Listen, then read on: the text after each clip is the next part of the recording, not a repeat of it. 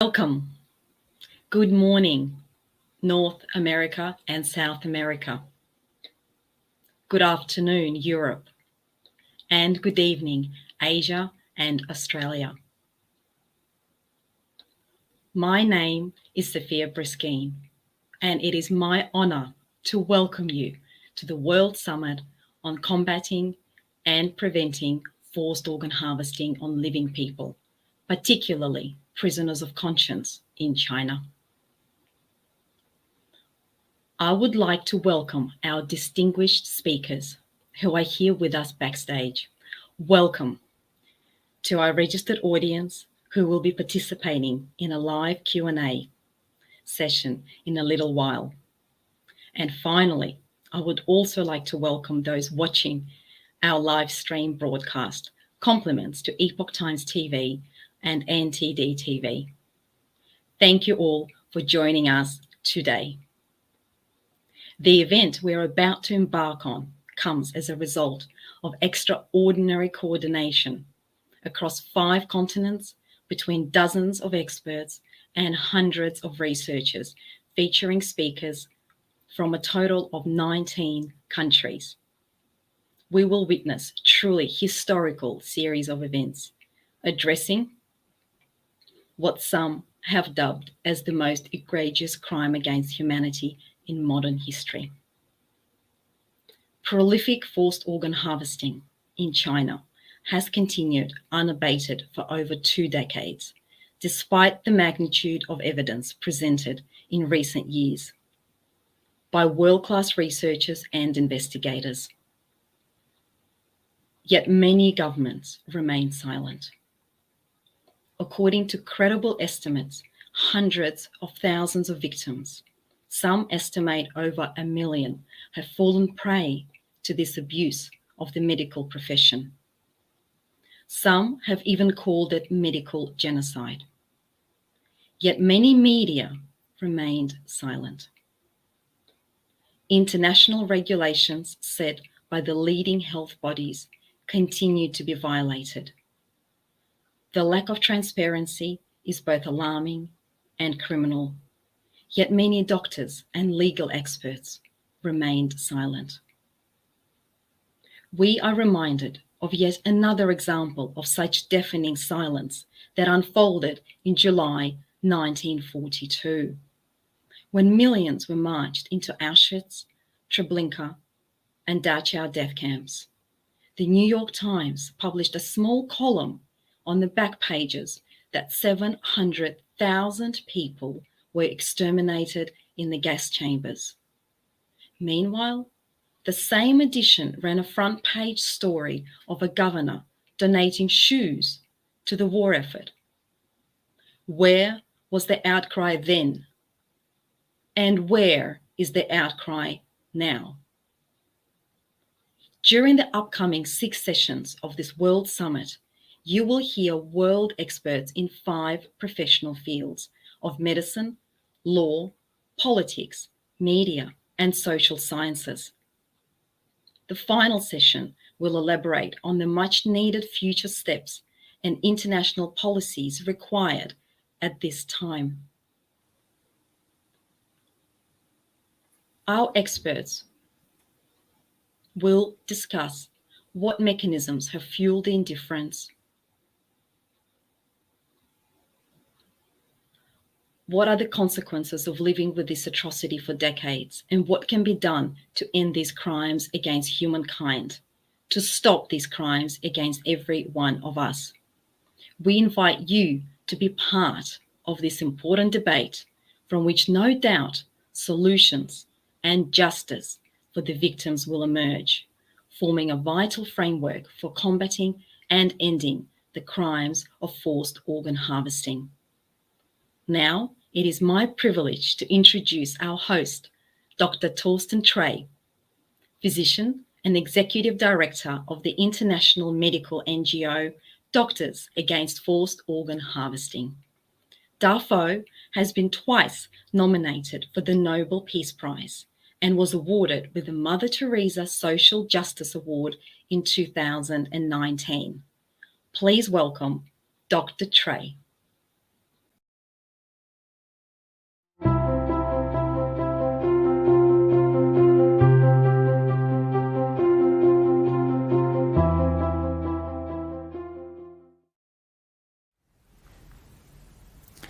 Ladies and gentlemen, esteemed speakers and guests, welcome to our World Summit on Combating and Preventing Forced Organ Harvesting. 15 years ago, when the Epoch Times broke the news that in China organs were harvested from living prisoners of conscience, the term forced organ harvesting did not even exist. This by itself already indicates that this horrific practice is beyond our imagination and thinking as human beings. It also means that in order to understand this practice, we need to open our minds to think the unthinkable. Over the past 15 years, independent investigators and researchers used their creativity and out-of-the-box thinking to collect and accumulate credible, book-filling evidence on forced organ harvesting in China. Implausible transplant numbers, inconceivably short wait times for transplantation that can be shortened to as little as 2 days if one pays an extra premium. A public organ donation program that claims to operate on an efficiency level that is unheard of in other countries. Admissions on phone calls, and last but not least, a plethora of eyewitness testimonies that leave no doubt. It comes as no surprise that the China Tribunal, chaired by Sir Jeffrey Nice, came to the conclusion that forced organ harvesting has occurred and continues to occur in China. The primary and main victims of this transplant abuse are practitioners of Falun Gong. It is estimated that several 100,000 practitioners and even more have been killed for their organs. Yet China refuses to allow independent, unscheduled inspections, calling the issue an internal affair. How can we respond at this point? History teaches us once again an important lesson. It is impossible to speak about the Holocaust without mentioning the Jewish people. And in the same sense, it is also impossible to speak about forced organ harvesting in China without mentioning the Falun Gong. Although the Chinese government attempts to deflect public attention by claiming the issue is an internal affair and thus declaring it a taboo topic, neither was the Holocaust an internal affair of the Nazi regime, nor is the forced organ harvesting of living Falun Gong practitioners an internal affair of the Chinese state. In fact, in both cases, these are international affairs. This is the case not only because of its character of being a crime against humanity, but in particular in the context of forced organ harvesting with its ties to international transplant tourism, academic exchange of transplant knowledge, training of Chinese students and trading of transplant-related drugs and technical supply. Does the international community have the duty and responsibility to address this transplant abuse? This World Summit on Combating and Preventing Forced Organ Harvesting wishes to be an inspiration to galvanize further awareness and action. We will hear from politicians and parliamentarians how they are responding to the problem and taking legislative action. We look into the role of the news media and the issue of censorship. By default, the first task of the news media is to report facts and truth. However, another important aspect of the media is to connect people. Over the past 15 years, the mainstream media has failed to connect the people in the free world with the victims of forced organ harvesting in China. This separation between the readers and the victims is another often neglected aspect of censorship. Our World Summit aspires to overcome this problem of separating the international community from the victims of forced organ harvesting in China by sharing objective findings and insights. The practice of forced organ harvesting reveals two major problems, one legal and the other ethical. Legal experts will address to what degree forced organ harvesting is a crime and a crime against humanity. The medical profession approaches the issue of forced organ harvesting from the perspective of medical ethics. One issue that the medical profession has to come to understand is that the Chinese government, which has pursued an eradication campaign against Falun Gong since 1999, has delegated the execution of innocent Falun Gong practitioners from the court to the hospitals, and has thereby weaponized the transplant profession in China to become the executioner under the name of transplantation. However, killing a living person for the purpose of providing a cure for another person turns medicine into an absurd practice and violates the medical oath. We might find different concepts of ethics in different countries and regions, which makes a dialogue about ethics more challenging. Then how can we find common ground on ethics? A less abstract and more concrete way of capturing the meaning of ethics is to recall an aspect that holds true to every human being. There is not a single human being that has created his or her own physical body at the time of birth. We can build a table or write a book and then claim private ownership. However, that reasoning fails when it comes to our physical bodies. Instead of thinking of ownership, one might rather think of being the steward of the body that creation has provided us to live in. This understanding will very quickly translate into a sense of respect for our and the others' bodies.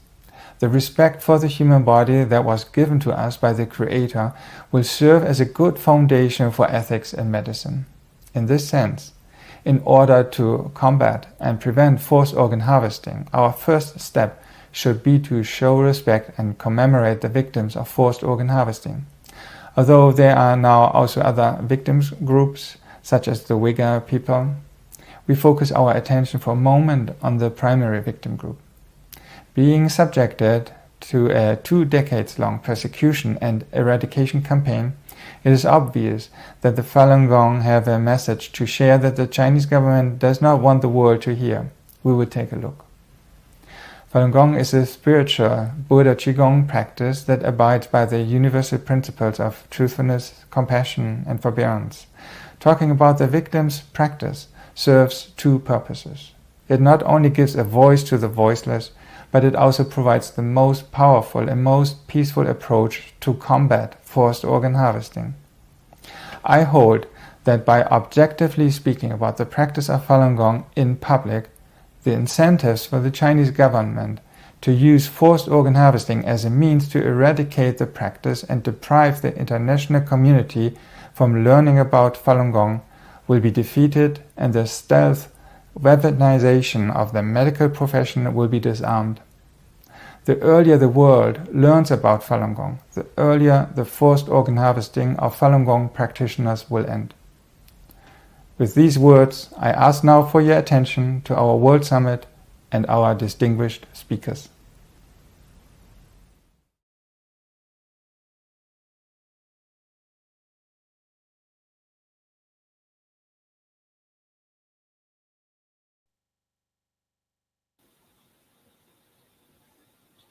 Thank you, Dr. Trey, for such an appropriate introduction to today's first session of our World Summit. We start off with a session named Transplant Medicine at a Crossroad, an ethics-based profession usurped and repurposed for genocide. To explore this topic in greater depth, we have 7 exceptional speakers, all experts in the medical field from across the globe. Before we start, please allow me to guide you through the course of our first session. First, we would like to explain to our distinguished audience that our speakers come from 16 different time zones. In order to accommodate all of them, the presentations have been pre-recorded in their native languages and provided to you with English subtitles. After we conclude the speakers' presentations, we will open the panel for a live Q&A session with the speakers. You would be able to use a chat panel to submit questions. And now, without further ado, let's welcome our first speaker. Joining us from Taiwan, we have Dr. Shi-Wei Huang, Director of Urology at the National Taiwan University Hospital, Yunlin Branch. For over 2 decades, China has been involved in unethical organ harvesting. Traditionally, Chinese people are reluctant to donate organs. In fact, between 2003 and 2009, there were just 130 donors listed on the official registers. Yet thousands of transplants occurred in the hospitals. Where could these organs come from? Dr. Huang will now share his insights and perspective from Taiwan. His 15-year research into this field and having first-hand access to information will no doubt give us a unique insight. Please welcome Dr. Huang.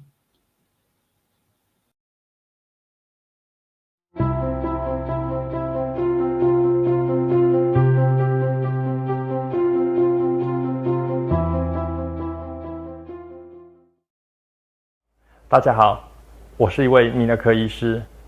我今天跟大家分享从一位台湾医师的角度来看中国大陆的器官移植。我从2001年就开始注意到台湾民众前往中国接受移植手术，从2006年就开始研究这个议题，一直到今天。由于同文同种，台湾民众从90年代开始就前往中国接受肾脏移植手术。但数量从2000年后开始急剧的增加，在2000年前到中国肝移植很罕见，也是到2000年后急速增加。过去20年，有超过4000位台湾民众前往中国接受移植手术，不只是台湾、韩国、日本、东南亚、中东，甚至于西方国家人民，也在2000年后蜂拥的到中国接受移植手术。我们的团队和超过100位到中国移植旅游的病患，以及中介和移植医师谈过。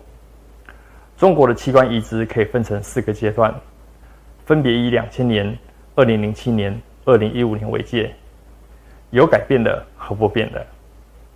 改变的是中国对器官移植的论述不断的改变，没有改变的是到今天为止，中国的器官移植仍然是一个不透明的系统和高利润的产业。在2000年到2006年之间，我们知道中国有很多的器官供应库，这些供应库是由解放军负责管理和营运的。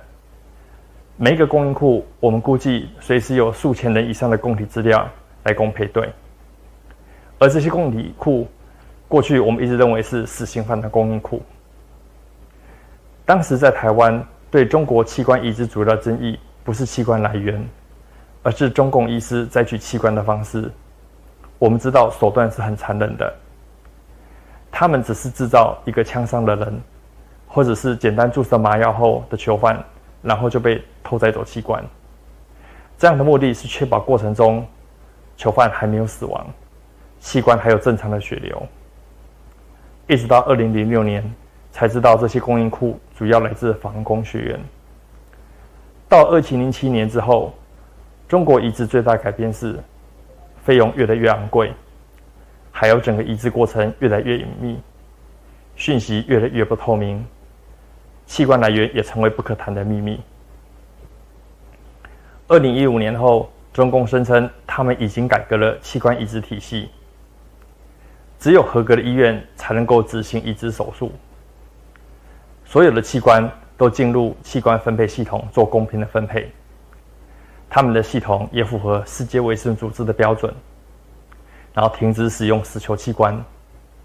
这是真的吗？世界卫生组织器官移植指导原则中，对器官来源有2个基本的原则，是可塑性，还有透明。何谓透明？最重要的是它的系统资讯必须对公众开放，任何人都可以检视它的真实性。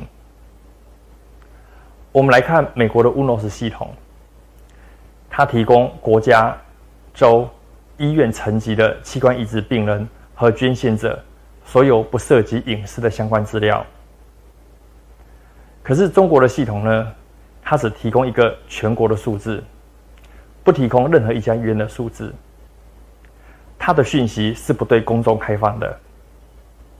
就算到今天，我们搜寻到一份公开的报告，2015到2018年中国器官移植发展报告，和其他国家比起来，里面仍然是提供非常有限的讯息。为什么中共不提供和外国一样的讯息给公众呢？因为医院的员工很快就会知道数据是造假的。我们可以来看几个例子。第一个是浙大医院郑树生，他的论文遭到 Liver International 撤稿的事件。他在文章中说，从2010年到2014年，他们医院有560个合乎伦理的行使捐赠肝脏移植手术。遭到专家质疑后，因为提不出可靠的证据而被撤稿。最后，黄杰夫表示，在中国的系统中，浙大医院在这段时间只有116例，文章是造假的。这时，通讯作者郑书生改口说，文章是在他不知情的情况下被投稿的，虽然他是通讯作者。563是115的4倍，哪一个数字才是真的？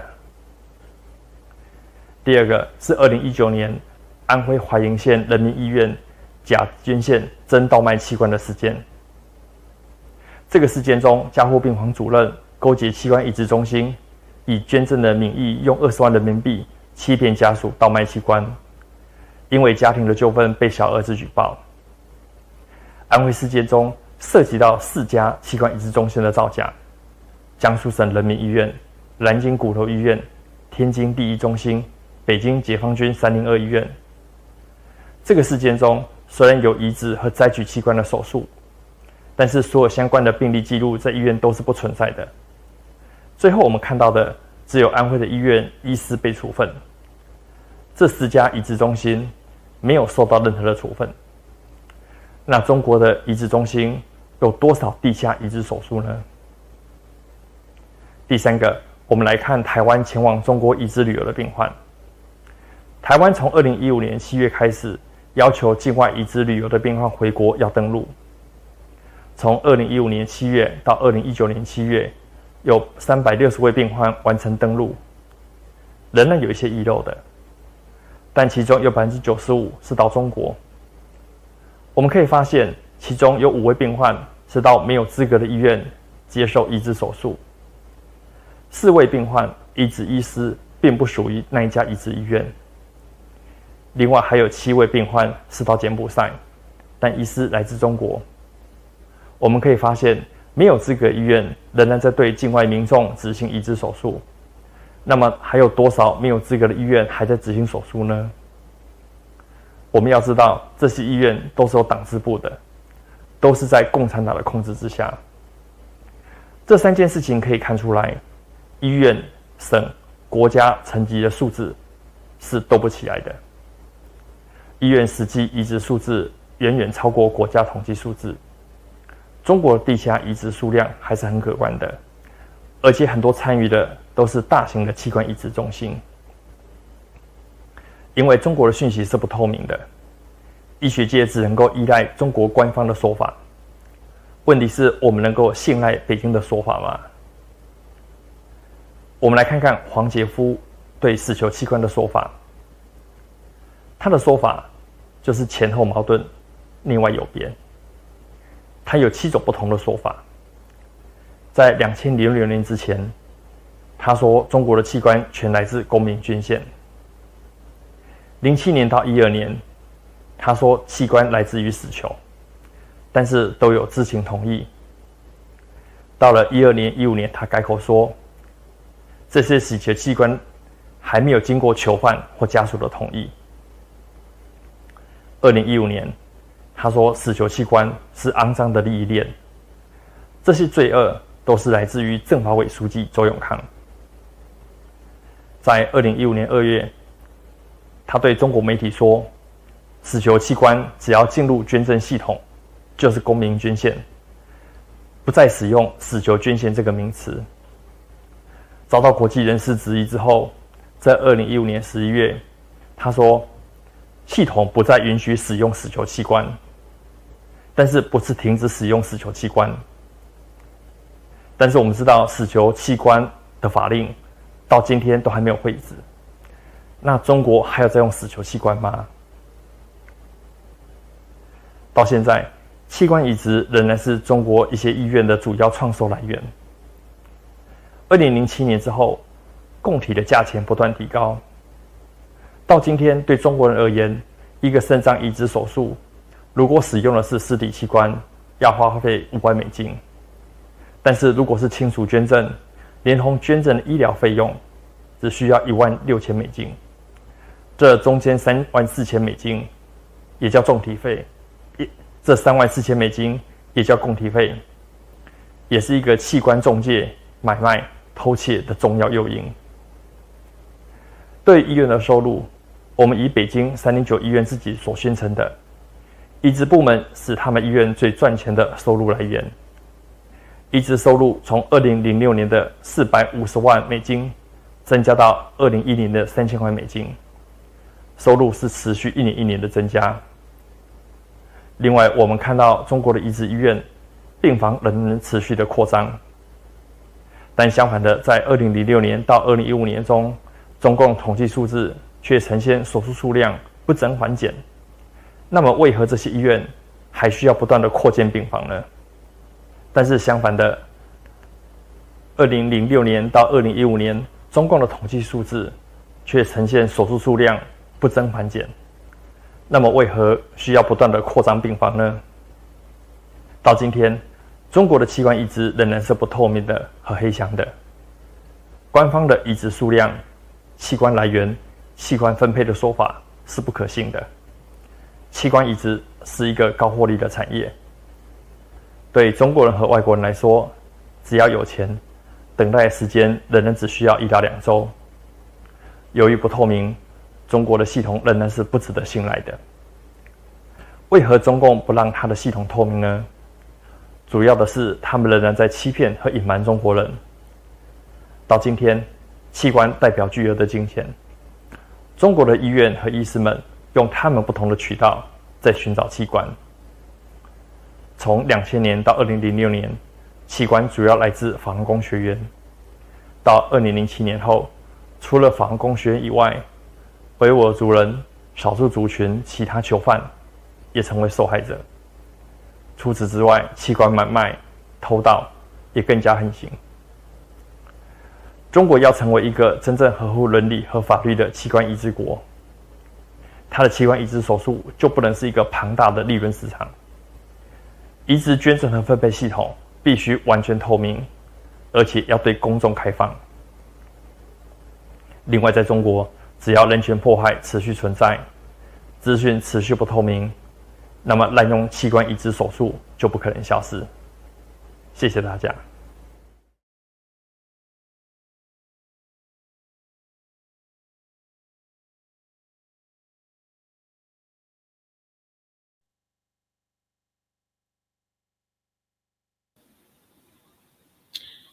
Thank you for that really insightful presentation, Dr. Huang. And indeed, China's transplant market is an opaque, lucrative, and an absolutely billion-dollar industry. Now, to our next speaker. From Germany, we are honored to welcome Professor Huigi Li, Professor of Pharmacology at the University Medical Center at Mainz. As we dive into the topic further, we'll learn that China did not have a public donation program before 2013. So a very pressing question is, where are the tens of thousands of organs come from? Our next speaker will analyze in detail China's medical laws and the various pathways of organ procurement.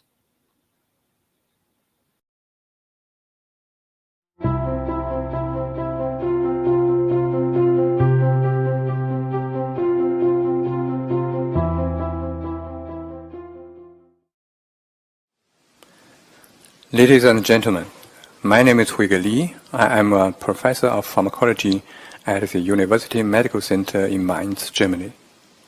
At first, I would like to thank the organizer for this opportunity. China's transplantation medicine started with organ harvesting from prisoners sentenced to death. But in some well-documented cases, the prisoners were not killed immediately. The gunshot was not to the head. Instead, the gunshot was to the right side of the chest. The purpose was to enable organ perfusion and to increase the organ quality. This case was confirmed by one of the officers who performed the execution. Another case was described by the doctor himself who performed the organ harvesting. In 2015, Dr. Jiang Yanyong was interviewed by a Hong Kong journalist. He said that later the prisoners were shot but not completely killed, implying that such crimes are like open secret in this business. We are now within the COVID-19 pandemic, which is caused by SARS coronavirus 2.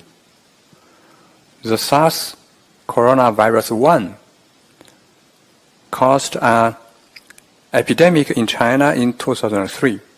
Also at that time, the Chinese government tried to cover up the epidemic. It is because Jiang Yanyong exposed the SARS epidemic to international journalists that forced the Chinese government from covering up to combating the virus. We can say that it is Jiang Yanyong's courage that had prevented the first corona pandemic.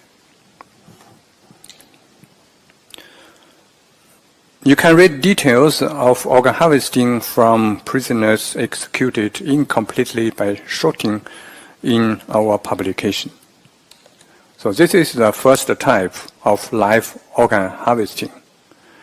We know that such cases happened. We do not know how often such crimes happened. This is another publication from ours. Since 1997, execution in China has been increasingly performed by lethal injection. But how were organs harvested from such prisoners? This is an article from the Intermediate People's Court of the Luan City. In this article, the authors said that one of the advantages of lethal injection is that it takes only tens of seconds from the start of the injection to the death of the death row prisoner. Let me repeat it. It is not tens of seconds after ending the injection. It takes only tens of seconds from the start of the injection to the death of the death row prisoners. You do not need to be a medical professional, and you can be sure that the prisoners were not dead after tens of seconds. There are publications from the US. Here you can see, depending on different protocols, it can take 9 minutes to 13 minutes from the start of the injection to cardiac arrest. And in the US, the prisoner guard wait for another 5 minutes before announcing death. So that's why we can be sure that in China, after tens of seconds, the prisoners are not dead. But why do they do this?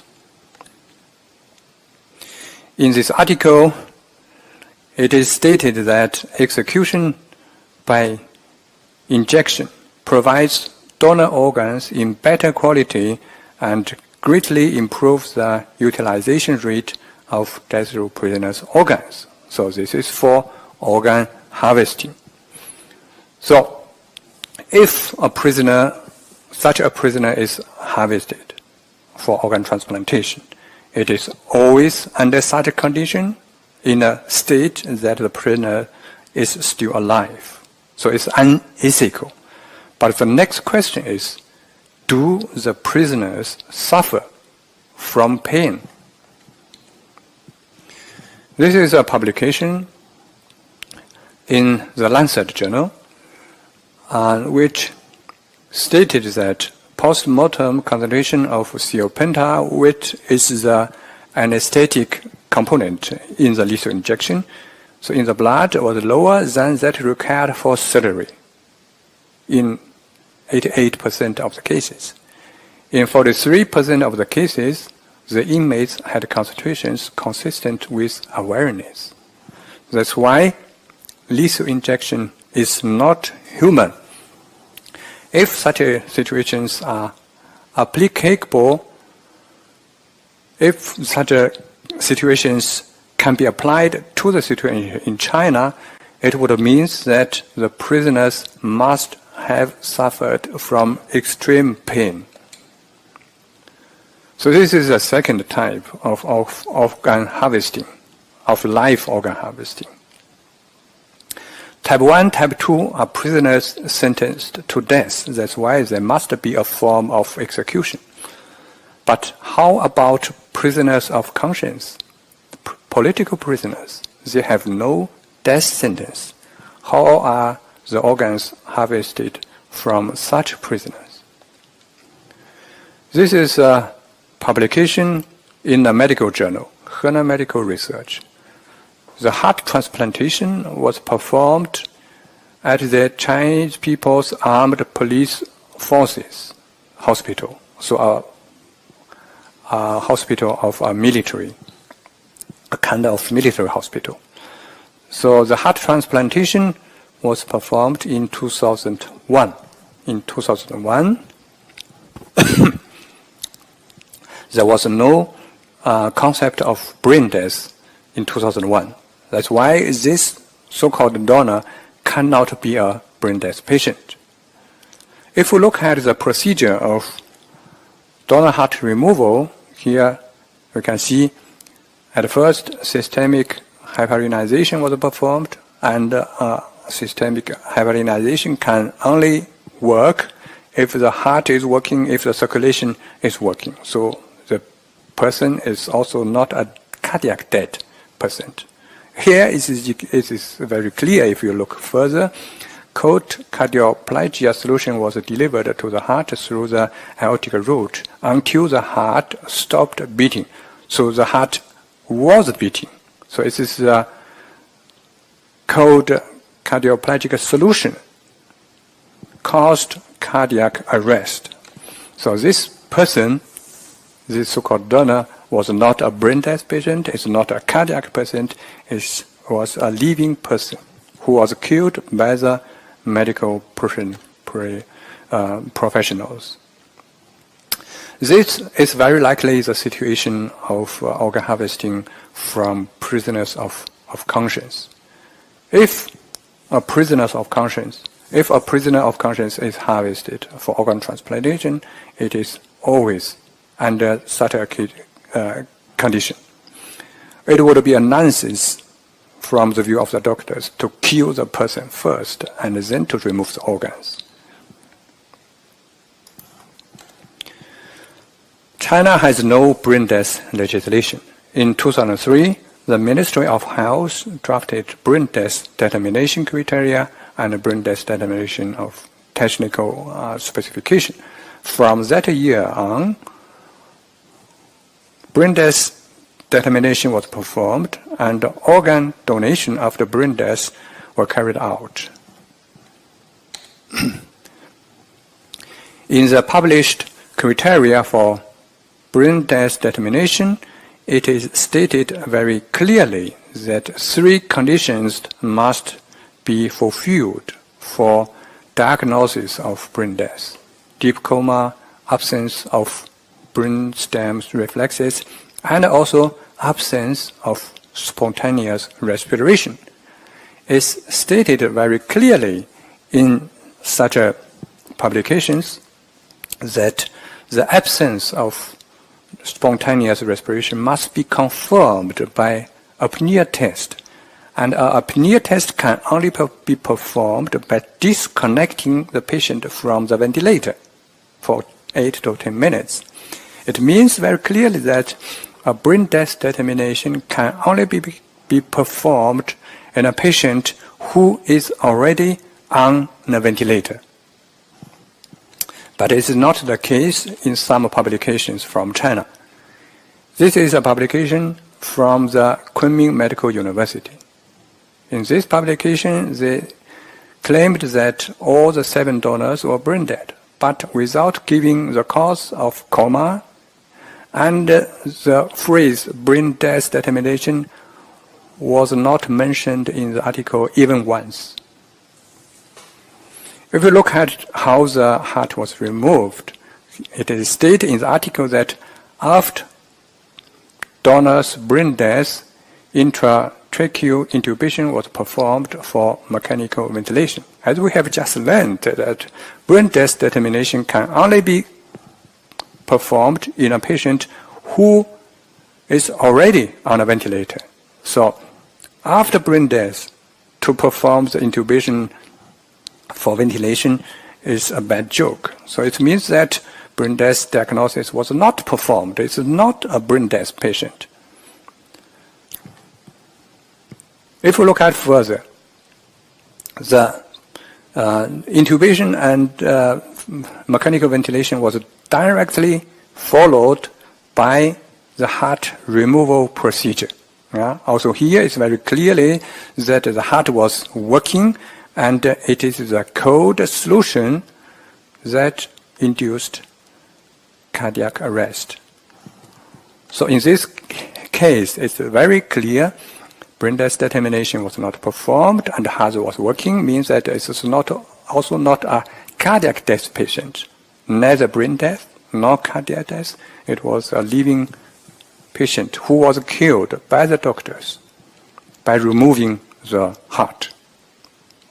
And there are more such cases. This is a publication from a military hospital. Here you can see after brain death, intratracheal intubation was performed. Also here another publication from a university hospital. Intubation was directly formed by the organ removal procedure. Here's another hospital. After acute brain death, intubation was performed. And here another publication from a military hospital.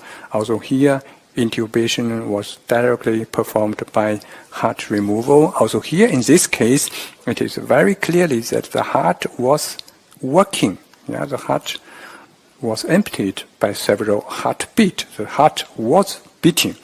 So in such cases, the so-called donors was not brain dead because brain death determination was not performed, and in some cases it's very clearly the heart was working. So neither brain dead nor cardiac dead. So in such cases, it was living person who was killed by the doctors. This is the fourth type of organ harvesting from living persons. If we conclude, in China, from the very beginning, prisoners sentenced to death were used for organ harvesting, so this is unethical, very clear. And Chinese officials have already admitted that before the year of 2010, the organs from death row prisoners were removed mostly without consent. Even according to Chinese laws, this was crime and systemic crime.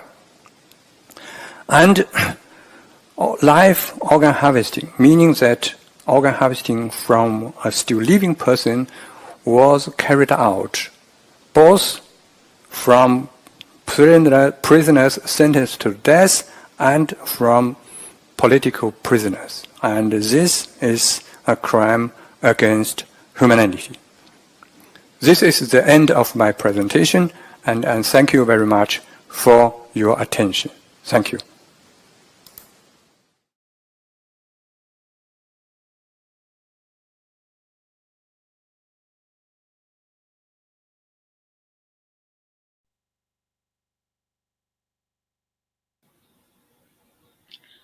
And thank you, Professor Lee, for that very detailed and, in fact, such an important element of this topic that we're discussing today is how doctors have become the criminals in this horrific practice of forced organ harvesting and these chilling accounts of living persons being used as donors, something that in the West we could never conceive happening, yet in China this is happening on a broad scale systematically.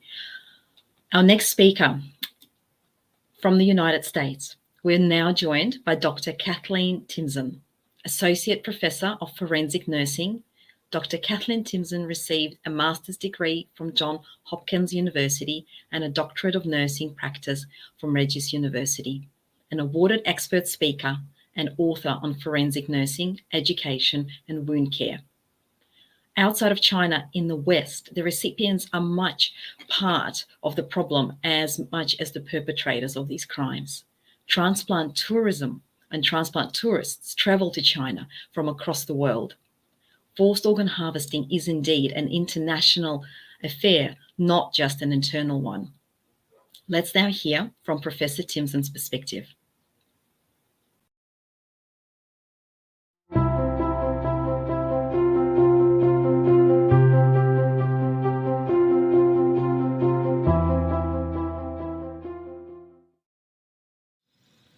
Good morning. Our topical area to be addressed includes forensic nurses as we unite against forced organ harvesting. Who are forensic nurses? We're registered nurses with advanced education and training in forensic science, legal aspects of care, and nursing that relate to caring for victims who have had their lives impacted in any way by violence, crime, and/or trauma.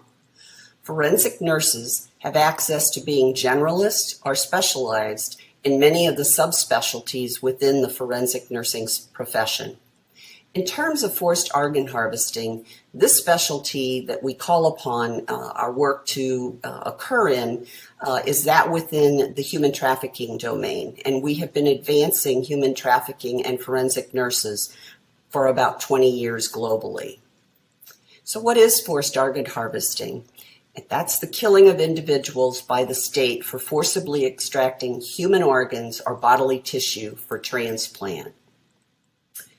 The victims. Sometimes we don't always see who these victims are because oftentimes our victims are the vulnerable populations that are oftentimes considered to be disposable people. Those persons living with health disparities and in circumstances associated with social determinants of health, specifically impoverished populations, those folks with limited education, those persons who have no voice and are victimized at the hands of illegal and economic exploitation that benefits no one. Preying on these victims impacts not only the individual, but their family, their friends, their communities, and ultimately the nations. The act and conduct of forced organ harvesting is a significant public health issue as well as a human rights violation to the many persons that are implicated during the transplant procurement, retrieval, and implantation process. Victims of forced organ harvesting are indeed victims that meet the definition and would benefit from victim-centered trauma-informed care and responses that are foundationed in empowerment, resilient, theoretical frameworks that improve clinical as well as psychosocial outcomes. The victims of this forced organ harvesting are twofold, and they're joined by that one organ that's used for transplant. The primary violation of human rights is of the victim who was being forced to donate their organs for transplant under extraordinary measures, whether they're incarcerated, they're homeless, they're impoverished, or merely representing a class of people that, again, are vulnerable. Outcomes associated with this particular aspect of victimology are death, familial shame, and social impacts. The individuals who receive forced organ harvesting have no knowledge potentially at the time of their transplant planning or even the execution of the transplant procedure. Thus, they have no knowledge of the source or the quality of the organ that was or is transplanted. As a result, there oftentimes are medical complications that occur, organ rejection, guilt, shame, and remorse. So what are some of the responses that we should be looking at in terms of solutions? If the victim would survive forced organ harvesting, which doesn't occur very often, they will require intense trauma-informed care to reconcile the tragedy and aftercare procedures and protocols that are associated with health coverage and rehabilitative services, as well as including families whose lives have been affected because of a loved one being used as the donation point for whatever organ is being harvested, need to be included in a recovery fashion. And then the recipient of those organs that have been harvested through force. These are unknowing individuals whose acts of desperation because of the need for transplant resulted in harm, injury, violation, and potentially the death of the quest of that organ. Oftentimes have difficulties in psychological adjustment post-transplantation, but then compound that by the facts that surface on the process which are involved with the forced organ harvesting. These patients will undergo and need intense trauma-informed care, therapy to reconcile the realities of how their life came to be spared through the transplantation of organs obtained through such exploitive means. As forensic nurses, we are driven by action-focused programs, education, and research. My colleague, Deborah Holbrook, will provide you reference to some of these proven solutions. Thank you.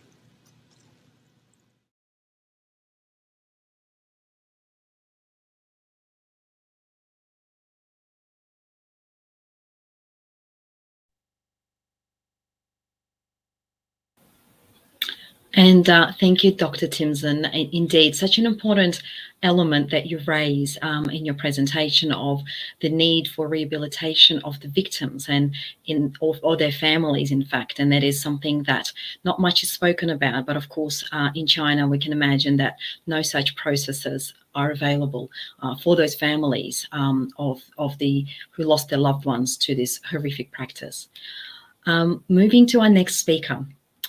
Next, we're pleased to welcome Dr. Weldon Gilcrease, Director of Oncology and Professor at the University of Utah School of Medicine, USA.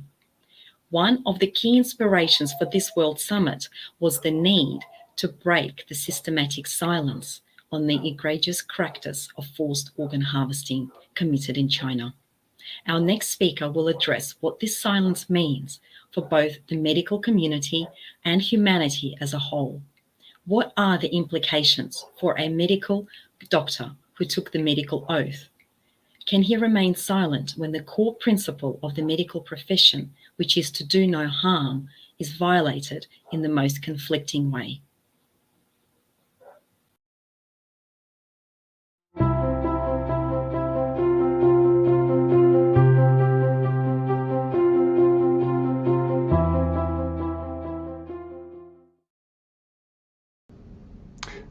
Hello, everybody. Thank you for joining today. It's really an honor and a privilege to be talking to all of you about one of the most important medical ethical issues of our time, and that is forced organ harvesting. I wanted to shed light on several different points that I think are important in forced organ harvesting, and not so much an overview of the evidence and data, but the experience of what do we do with the evidence and data, and how does this get disseminated into our medical institutions. So the first issue I wanted to bring up was the silence that has surrounded forced organ harvesting, despite David Matas and David Kilgore's first report back in 2006, and subsequently in the last 15 years, Ethan Gutman's report, the 2016 update to the Bloody Harvest and the Slaughter, by David Matas, David Kilgore, and Ethan Gutman, as well as the findings of the independent tribunal in 2019 and 2020, after looking at all the data, all come to the same regrettable conclusion, and that is that forced organ harvesting is indeed happening in Chinese medical institutions and transplant centers throughout the country, and this has gone really unrecognized by most of the medical community and indeed most of the world. So how has this silence been able to happen? I'd like to give a personal example. I'm at a moderate-sized academic institution in the mid part of the United States, and at our own institution, I and others have tried to do what we can to take action to stop forced organ harvesting. And one example of that is myself and somebody who runs the transplant line at our institution, where we do a moderate number of transplants annually, have tried in our own way to stop bringing Chinese over here to train in transplant and to go back to China, where they will likely participate in forced organ harvesting. And so what has happened? Well, this has not been formalized by our institution, and when I have reached out to leaders and at our institution, I essentially always get the same response, and that is there's no doubt that forced organ harvesting is happening, but that taking a stance against a large, strong country such as China could be dangerous both to our institution as well as the undergraduate and graduate schools that we serve with at our university.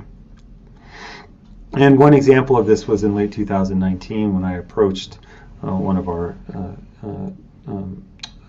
leaders in the medical system and said that we must take a stance and we should all sit down and have a discussion about what we're going to do about forced organ harvesting, especially in light of the fact that the China Tribunal had just published their report in which they had interviewed well over 50 individuals and looked at all the data and reports themselves, mostly data that came out of China showing that they had no explanation for their incredible and exponential boom in transplant activity beginning in the early 2000s, aside from the explanation that they were killing innocent individuals for their organs. This kind of egregious and mass crime has never really been at the hand so largely of the medical community in history. So when I approached our leader of our medical institution, he essentially said to me that there was no doubt in his mind that the Chinese Communist Party was capable of such atrocities and that it was indeed happening, but that if we said anything, China would simply send all of its students to Texas. Well, this struck me as odd. We're not in Texas, and why would it matter if they sent their students to Texas? This kind of fear of, I think, economic retaliation has been directing, I think, a lot of the approach that we've taken. And I'm further concerned that at our own institution, in my own clinic, we've had and trained at least 2 Chinese individuals in pulmonary medicine and cardiothoracic surgery who really would find no way out of being independent when they return to China, as essentially all individuals, including all doctors and surgeons in China, are always under the thumb of the Chinese Communist Party.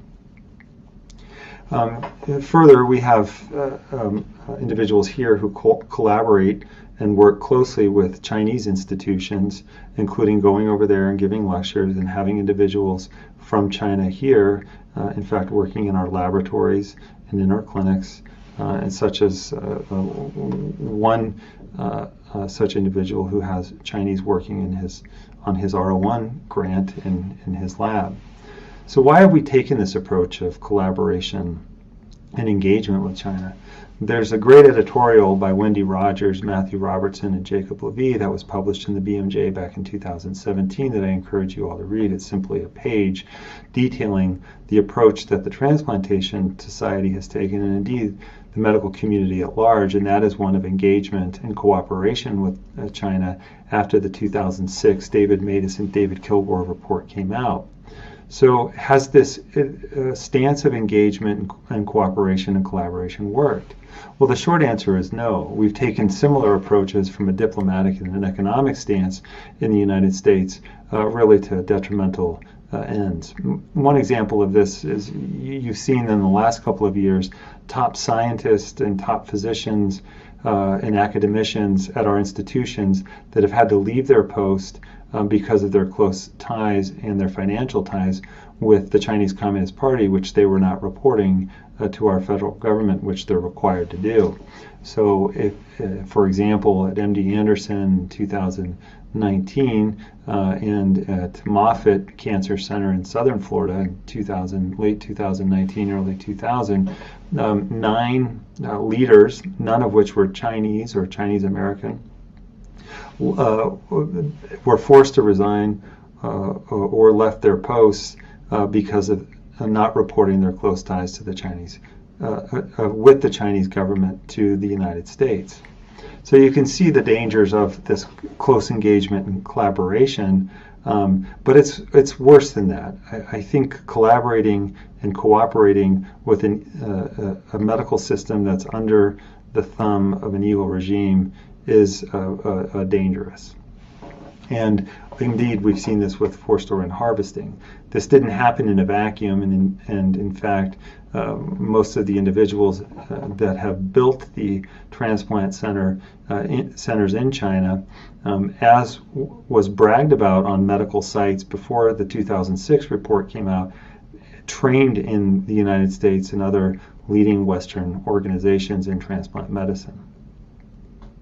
And transplant medicine remains one of the greatest medical advances of our time. And so this isn't an issue with condemning transplant, but it is an issue of condemning an evil system that's using transplant for evil means. One of the other things that I think is important to point out is that the Chinese Communist Party is neither China, the country, and the history and the culture, nor is it the Chinese people. This is the wool that the Chinese Communist Party has managed to pull over the eyes of its own individuals as well as the eyes of the rest of the world. And that is they would like to have the world believe that the Chinese Communist Party is synonymous with China, the country, and the Chinese people, and thus any attack on the Chinese Communist Party is an attack on its people and the country. Well, nothing could be further from the truth, and in fact, nothing could be more opposite. In trying to condemn the Chinese Communist Party for its horrible human rights abuse in forced organ harvesting, you try to keep the country and the people clean and free from the evils that the Chinese Communist Party has used the Chinese medical system to carry out. And when making these kinds of statements, it's often perceived as quote unquote getting political, and this is a term that the Chinese Communist Party likes to frequently use.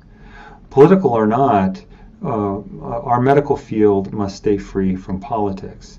This doesn't mean avoiding making uncomfortable positions against the Chinese Communist Party, and in fact it means we should say something against the Chinese Communist Party if it is going to and continue to co-opt our field, our experts, our physicians, and our surgeons. So it is something that we must say, and something that we cannot remain silent on. The last thing I want to point out is the idea that even if China today cleaned up its transplant abuses, which it can't, we must hold those accountable and responsible for these egregious crimes to task. This is something that I think is important to prevent it from ever happening again, and is something that I think is the only way to justifiably handle what we've allowed to happen over the last 15 years within our medical field. Lastly, I'd like to thank all of you for being here. I think that as one common voice, we can make a difference. We can make a difference in our institutions, at our transplant centers, but it simply will take a strong, unified voice saying that we simply can't tolerate this to continue happening, and we can't say nothing because as we've said nothing, we've seen that it does continue to happen. Thank you all for your time, and I'm happy to answer questions a little later. Thank you.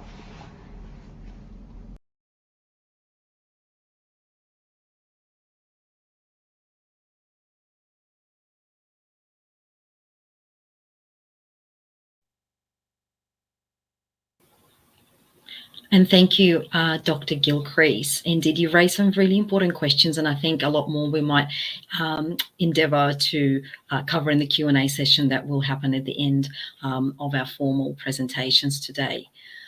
From the US, again, we have the honour of listening to Professor Emeritus Ray Scalata. He's a former professor at the GWU Medical Center and former chair of the Board of Trustees of the American Medical Association. There is no doubt that national and international medical organizations play an important role in addressing any form of medical malpractice. Have they met their responsibilities? Has there been indirect complicity on behalf of these international governing bodies? Let's hear Professor Scalata's insights on these important questions.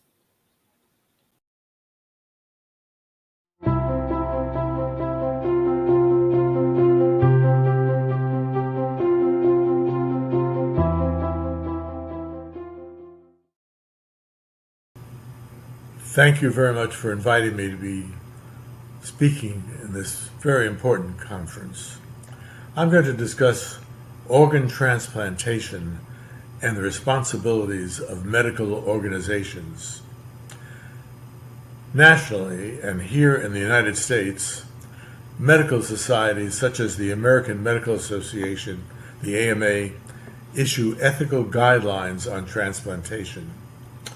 Failure to comply could result in practitioners' censure and loss of license by the Federation of the State Medical Boards, and for the facilities that engage in unethical practices could lose certification, and there could be litigation and loss of reimbursement. And loss of reimbursement, you're out of business. So what are the codes of ethics on transplantation of organs from living donors? The AMA has gone into considerable detail. I'll just mention a few of the key points. As far as donors and recipients, we need an advocacy team for protection and to diminish risk. We need mutual agreements in advance from the donor and recipient. There should be no conflicts of interest, such as payments for and commercialization of transplants. And in the future, we need agreement that future United States transplant trainees agree to these ethical principles before they can be allowed to enter into the transplant programs. What are the international issues? The AMA is a constituent and leading member of the World Medical Association, the WMA. This is a global federation of national medical associations, which include the People's Republic of China, the PRC, which is also a member. They meet several times a year and guided by the Executive Committee. The WMA represents millions of international physicians to achieve the highest possible standards of medical care and ethics, and the AMA has significant influence. The WMA in 2020 issued a declaration to prevent and battle transplant-related crimes. Previous resolutions condemned the many reports of continued violations of these ethical standards by the PRC with imprisoned members of Uyghurs and the Falun Gong. What about the World Health Organization? Well, that is in the WHO, the World Health Organization, is an agency of the United Nations responsible for international health. The WHO and the WMA, the World Health Organization, and the World Medical Association have no regulatory authority. The WHO's Declaration of Istanbul in 2018 has similar ethical principles. However, it is silent on the problems of organ tourism and organ harvesting in China.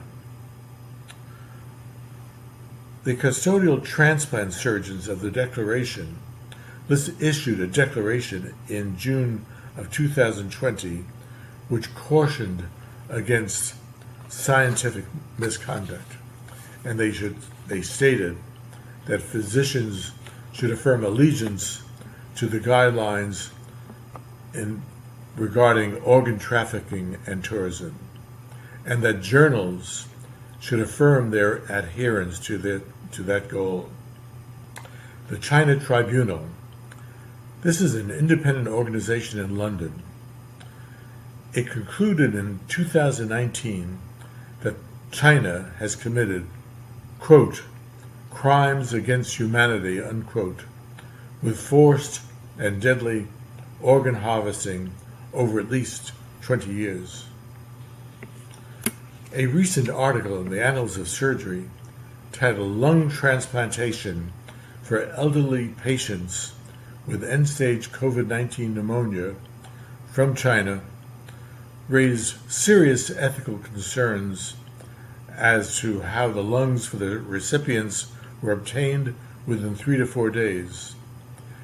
In the United States, with a huge registry of transplant donors, much larger than China, the minimal wait time for this type of donation, the minimal, is 15 days.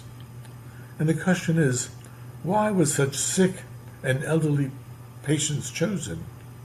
And why is there no information about survival after 5 days in the journal, the Annals of Surgery? We participated in the critique of this article that was published. The authors of the transplant article, their response to the critique has been non-existent or evasive. And one can seriously question the rationale why the Annals of Surgery would publish such a controversial article that did not address the ethical principles. In conclusion, in spite of national and international ethical guidelines, organ trafficking, organ tourism, and transplantation abuses continue. Sadly, in China, there is no transparency or commitment to these guidelines. Thank you for allowing me to participate in this important program.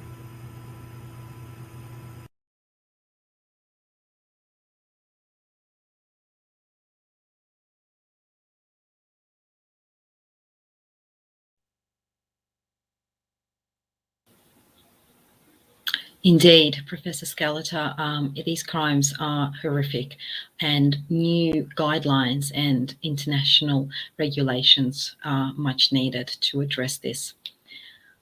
With us today, we have Professor David Bader, Chair of the Department of Bioethics and Medical Humanism of the University of Arizona. The topic of his speech will be the invisible victims of forced organ harvesting, an ethicist's perspective.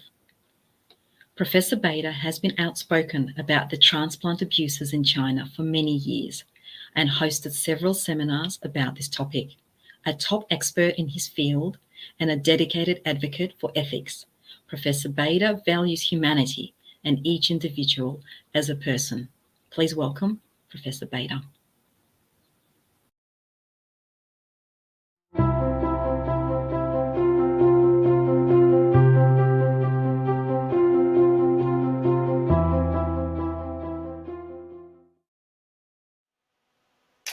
Well, thank you so much for the privilege of having a conversation with you all. Unfortunately, this is not something that would really garner a lot of, I guess, excitement because it is a very difficult issue to talk about. So I'm going to come across from the perspective of the ethics and the morals. So let me begin by asking you a question. Have you ever felt invisible? Have you ever felt like you were no one, standing in front of someone else or being spoken to, as if you didn't exist? Let me give you an example.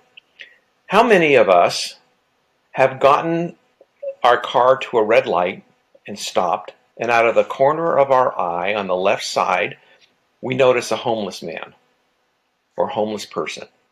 And we don't look at them. We just can't wait to get going with the green light because we don't want to acknowledge that homeless man, thinking we need to give him something.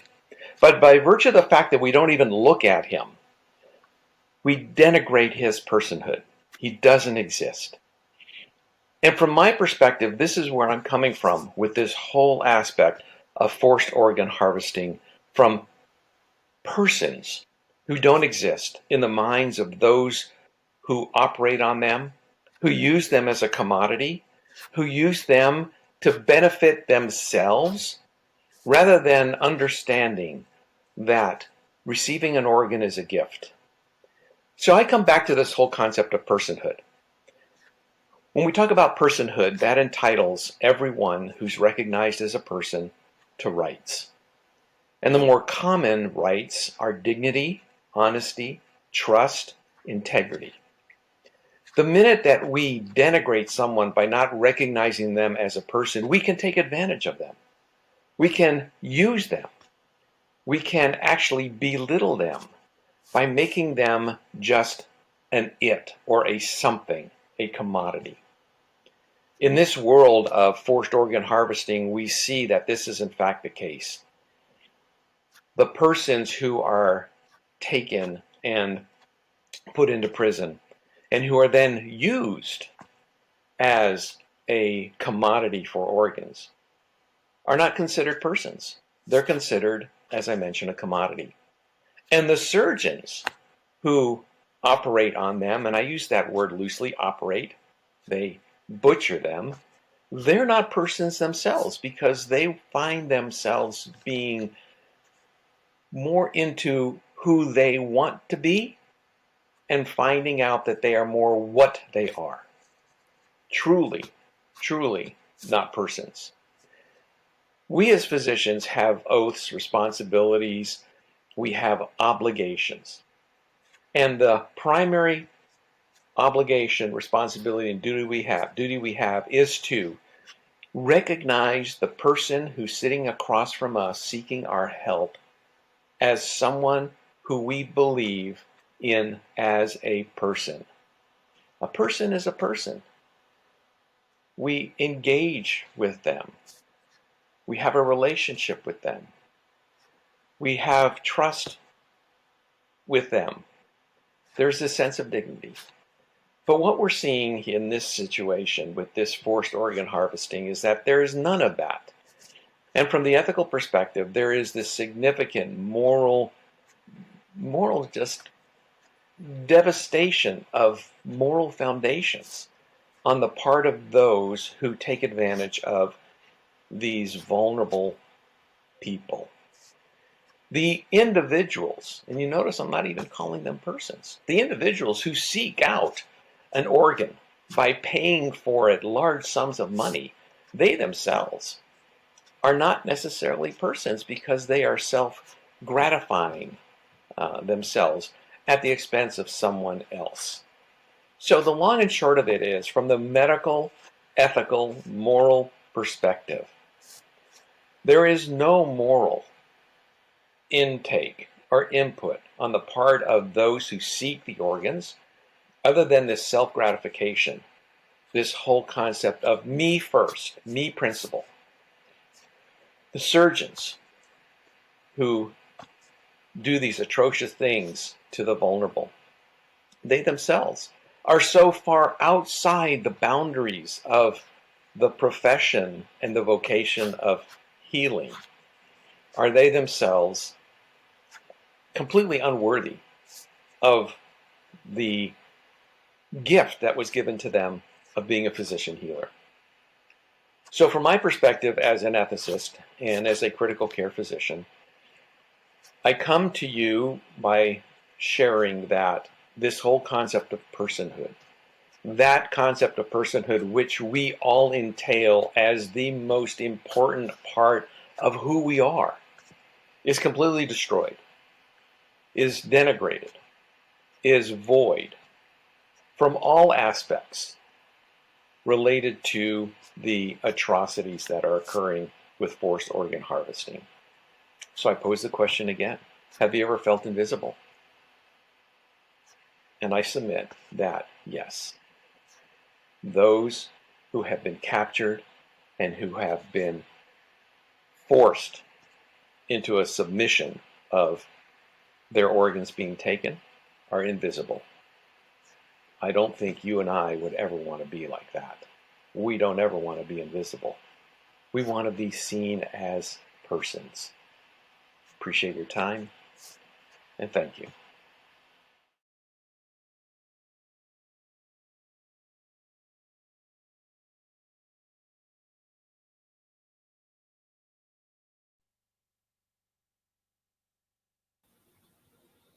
Indeed, such powerful words there from Professor Bader, and really touching on what it means for us to be humans and how we treat each other as human beings. Finally, I have the privilege to announce our last speaker for today. We are honoured to welcome Dr. Declan Lyons, Professor of Psychiatry at the Trinity College in Dublin, Ireland. He will explore the vital elements of ethics in medicine as the pillar for clinical care. What new ethical grounds should China's doctors aspire to in order to shift away from the systematic transplant abuse? Let's listen to our next speaker delve deeper into these crucial questions.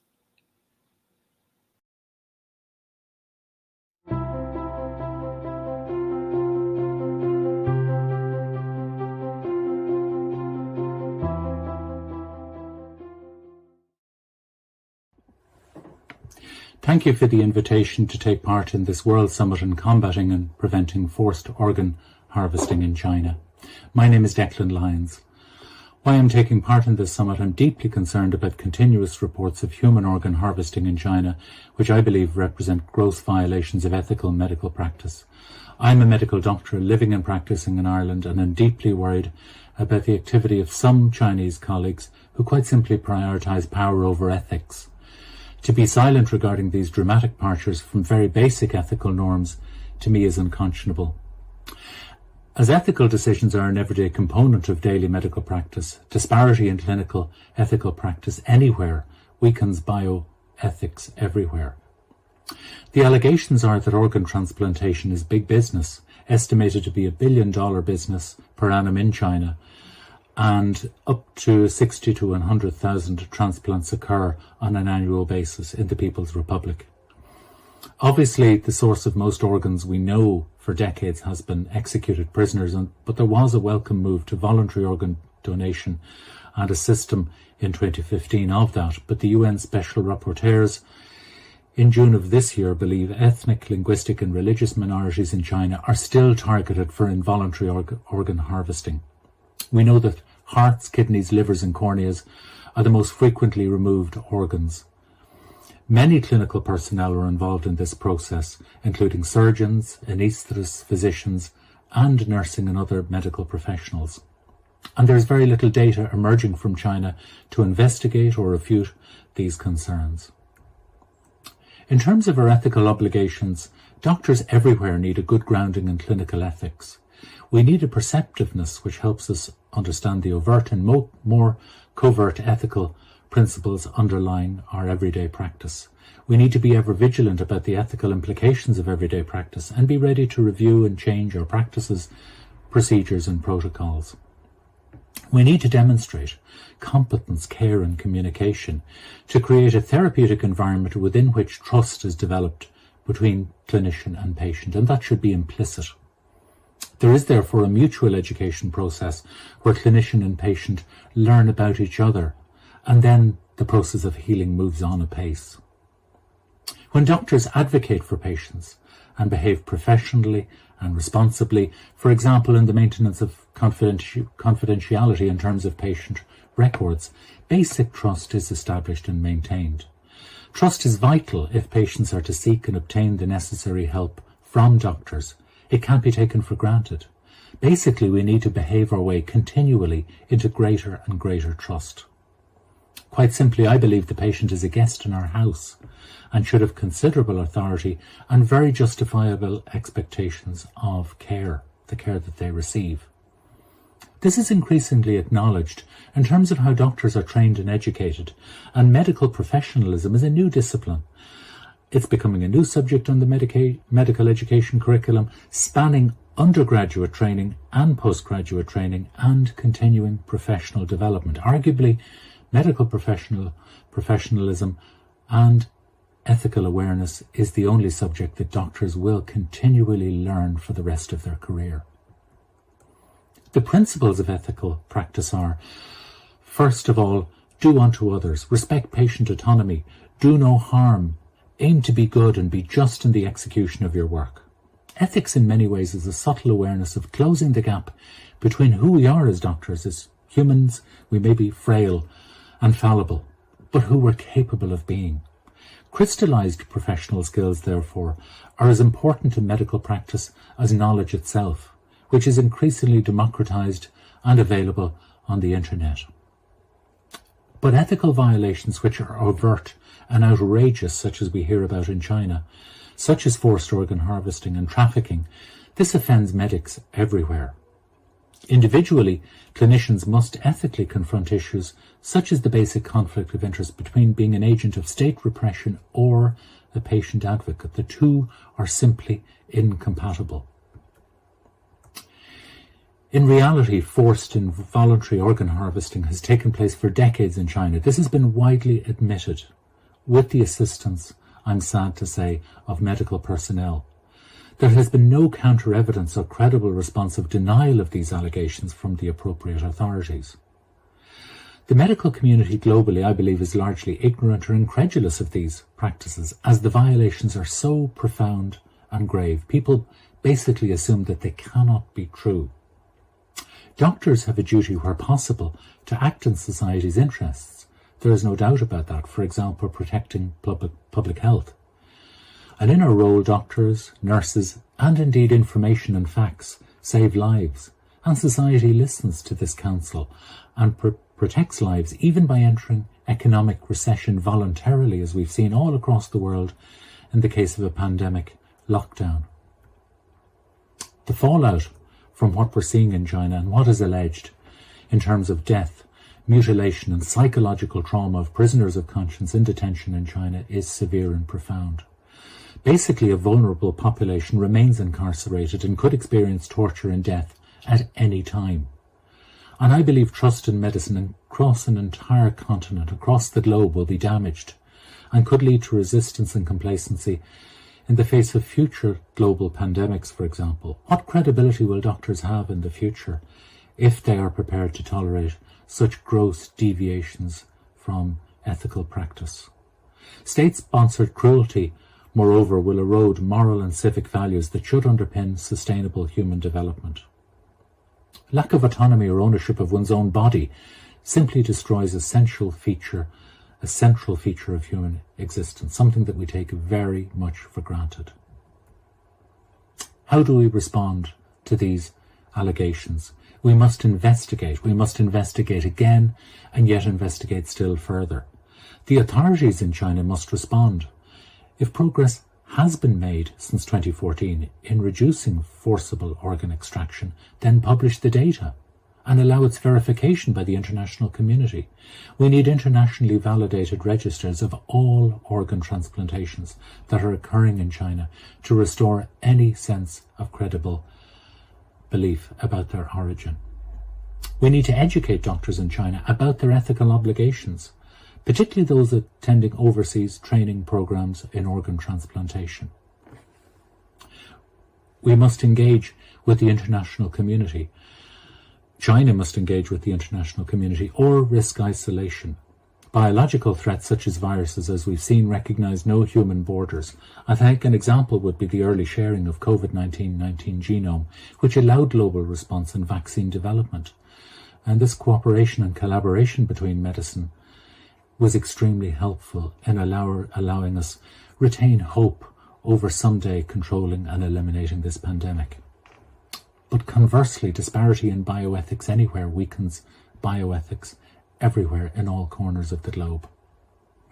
Altruism, not state coercion, needs to be engendered in organ donation in China through public education. Altruism and generosity is the very essence of organ donation, I believe. There must be a clear distinction of criminal behaviour perpetrated by doctors and everyday ethical lapses, which are still commonplace and are tolerated everywhere. But the level of ethical lapses and derogations from basic ethical conduct that we're seeing in China are extreme, and sanctions will be differentiated and dictated by this clear distinction. Diplomatic and commercial stakeholders also cannot be ignored. They are increasingly vocal in terms of human rights concerns in China. This is the public discourse everywhere in 2021. But adhering to good medical ethical standards filters out many difficult emotions in terms of everyday ethical practice, such as fear, such as stigma and shame within the medical profession, which can be very common. And it allows a sense of personal fulfillment. So it's in the interests of doctors in China to educate themselves about basic ethical norms. We need to build better habits. We need to standardize our practices, improve our systems. We need to have the greatest level of health for the largest number of people, to let people lead lives to the fullest potential, as opposed to mutilating innocence at the behest of the state or for personal profit. Medical professionals can lead impactful careers by overhauling their ethical and professional standards and achieving excellence. I don't believe anyone sets out to be cruel or to abandon a sense of vocation at the earliest opportunity in a career in medicine. But above all, we need to cultivate a generation of well-rounded clinicians in China who are exemplary, who are role models, and who match their country's undoubted technological prowess. My own personal motives. I'm not a Falun Gong practitioner, but I have lent my voice and support when I realised Falun Gong practitioners were being mistreated by forensic psychiatry colleagues in the Ankang network since 2001, and I have been speaking out against these practices since then. I would support anyone's right to freedom of religious practice, even though I'm not a Falun Gong practitioner. The practice of Falun Gong may not appeal to everyone, but their moral code of truthfulness, compassion and tolerance has universal relevance, I believe. A 22-year persecution is simply too long. China's global leadership and development aspirations will be stunted by an increasing focus on human rights, and this is the test that China must pass if it is to be fully accepted by the international community. Protecting human rights and safeguarding the environment will mark out successful societies during the 21st century. When will the Chinese Communist Party live up to these responsibilities, I ask? If we were to rewrite the Hippocratic Oath in 2021, we would write it something like this. In 2021, it is my vocation to treat not just the illness we encounter, but to think of each patient as a whole person and to behave respectfully, treat skillfully and compassionately as we expect to be treated when we ourselves inevitably become ill, and that will happen. I pledge to be a role model in my health and general disposition for my family and community and those mentors who have selflessly guided me along my educational path, on which I remain for the benefit of my patients. That is an upgrade to the Hippocratic Oath, and I urge Chinese doctors to reflect upon it. Thank you.